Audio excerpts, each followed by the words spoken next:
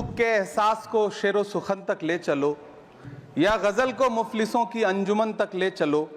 मुझको नज़्मो ज़ब्त की तालीम देना बाद में, पहले अपनी रहबरी को आचरण तक ले चलो। मैं आपसे जानना चाहता हूं कि ये नुक्ता हटा करके आप देवनागरी भाषा को मजबूत कर रहे हैं या उसे कर्कश और कमजोर बना रहे हैं। नदियों को साफ मत करिए, उन्हें गंदा मत होने दीजिए, नदियां अपने आप साफ हो जाएंगी। शांति स्थापित करने के लिए भाषण मत दीजिए, अशांति फैलाना बंद कर दीजिए, शांति अपने आप स्थापित हो जाएगी। इमरान प्रतापगढ़ी, 6 मिनट आपके पास। माइक। धन्यवाद सभापति महोदय। भूख के एहसास को शेरो सुखन तक ले चलो, या गजल को मुफलिसों की अंजुमन तक ले चलो। मुझको नज़्मो ज़ब्त की तालीम देना बाद में, पहले अपनी रहबरी को आचरण तक ले चलो। सभापति महोदय, मैं न्यू एजुकेशन पॉलिसी पे बात करने के लिए खड़ा हुआ हूं। माननीय मंत्री जी यहां मौजूद हैं। न्यू एजुकेशन पॉलिसी कहती है कि हमारा जोर टीचर्स ट्रेनिंग पर होना चाहिए, लेकिन जो नेशनल सैंपल सर्वे ऑफिस का आंकड़ा है वो कहता है कि इस देश में सिर्फ 13% टीचर हैं जो ट्रेंड हैं।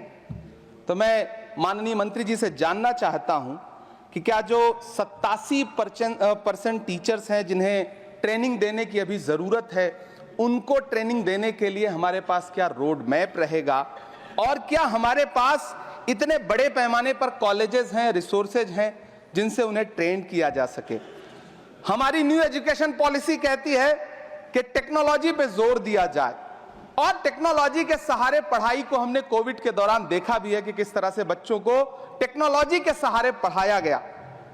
लेकिन मैं माननीय मंत्री जी से पूछना चाहता हूं कि जब इस देश में 80 करोड़ लोग 5 किलो राशन पे गुजारा कर रहे हों, तो क्या उन परिवारों तक इंटरनेट, कंप्यूटर, लैपटॉप जैसी सुविधाएं पहुंचाने के लिए कोई रोड मैप है ताकि उनके बच्चों को शिक्षित किया जा सके?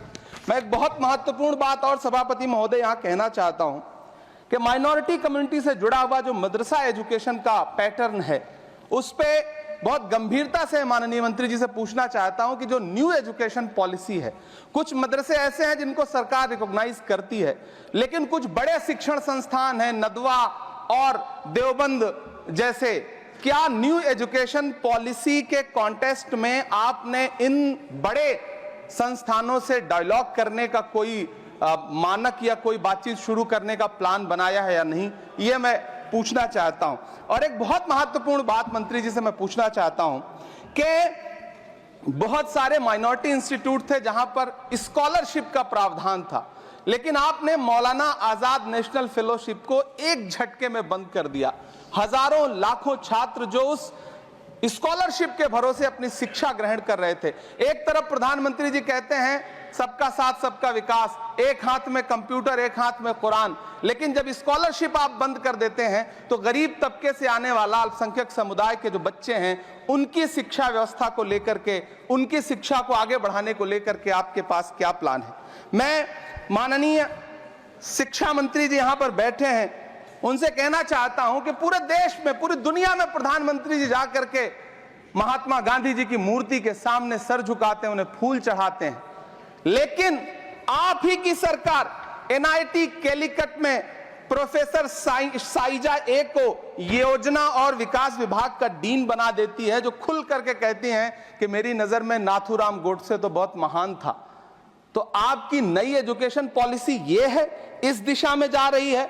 मैं आपके महोदय से, सभापति महोदय, ये कहना चाहता हूं कि किस तरह से NCERT की किताबों में सांप्रदायिकता को परोसा जा रहा है। माननीय मंत्री जी, क्या आपके संज्ञान में है कि केंद्रीय हिंदी संस्थान और नीपा जैसे जो संस्थान हैं, उसमें अघोषित तौर पर यह कह दिया गया है कि देवनागरी में लिखते हुए जो नुक्ते लगाए जाते थे, जिनको यह कहा जाता है कि वो उर्दू से आते हैं, उनको अघोषित तौर पर रोक दिया है कि नई छपने वाली किसी भी किताब में नुक्ता नहीं लगाया जाएगा।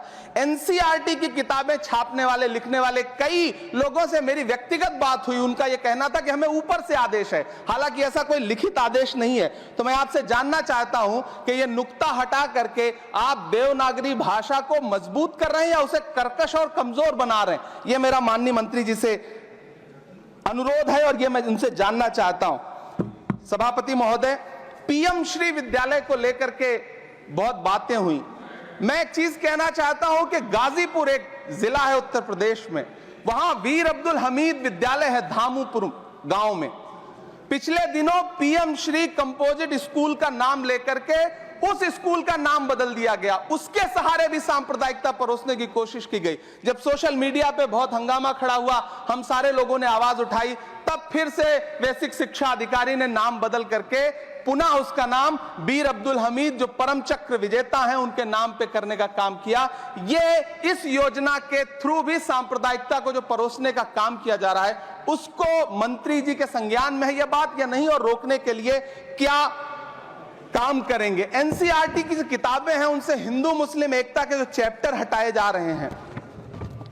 महोदय, एनसीईआरटी की किताबें बच्चों का ज़हन तैयार करती हैं। आप बेसिक तौर पे एक नया इतिहास पढ़ाने के चक्कर में बच्चों को, छोटे बच्चों को जो गुमराह करके उनको एक झूठा इतिहास पढ़ाने का प्रयास कर रहे हैं, आगे चल के दुनिया में वो बच्चे कहां सस्टेन करेंगे?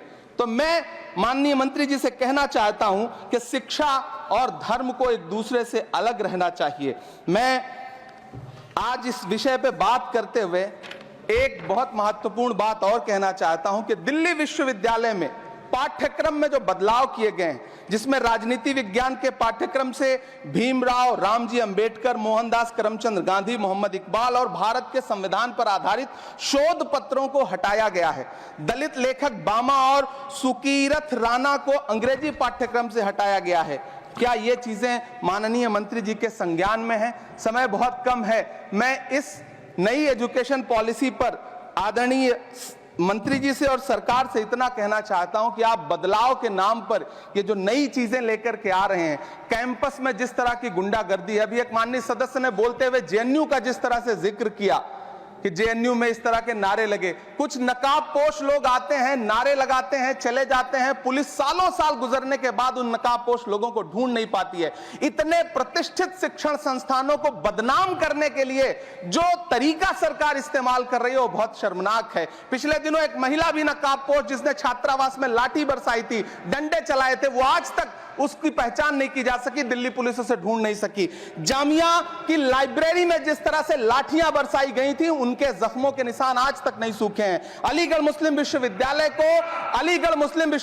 को लेकर के वहां के सांसद जिस तरह की भाषा का इस्तेमाल करते हैं, वो बहुत शर्मनाक है। माननीय मंत्री जी और सरकार से मैं आपके माध्यम से पूछना चाहता हूं और यह कहना चाहता हूं, आप बदलाव के नाम पर जो नई चीज लाने की कोशिश कर रहे हैं, महोदय, नदियों को साफ मत करिए, उन्हें गंदा मत होने दीजिए, नदियां अपने आप साफ हो जाएंगी। सभापति महोदय, मैं तो कहना चाहता हूं कि जंगल मत उगाइए, बस पेड़ों को काटना बंद कर दीजिए, जंगल अपने आप उग जाएंगे। मैं तो सरकार से कहना चाहता हूं कि शांति स्थापित करने के लिए भाषण मत दीजिए, अशांति फैलाना बंद कर दीजिए, शांति अपने आप स्थापित हो जाएगी। मैं तो कहना चाहता हूं कि प्रेम फैलाने पर लंबे लंबे लेख मत लिखिए, बस नफरत करना बंद कर दीजिए, प्रेम अपने आप फैल जाएगा। ये जो नई एजुकेशन पॉलिसी है, इसमें जिस तरह से गरीब तबके के लोगों को, हाशिए पर मौजूद लोगों को शिक्षा से दूर करने का प्रयास किया जा रहा है, वो बहुत शर्मनाक है। शिक्षा को निजीकरण की तरफ जिस तरह ले जाया जा रहा है, वो बहुत शर्मनाक है। माननीय मंत्री जी इस पर सोचें और इसे सुधार करने का प्रयास करें। इस सदन की तरफ से शायद इससे बेहतर बात, इससे बेहतर सुझाव हम नहीं दे सकते। बहुत बहुत धन्यवाद। For exclusive and insightful videos, subscribe to our new channel ABP Live Premium.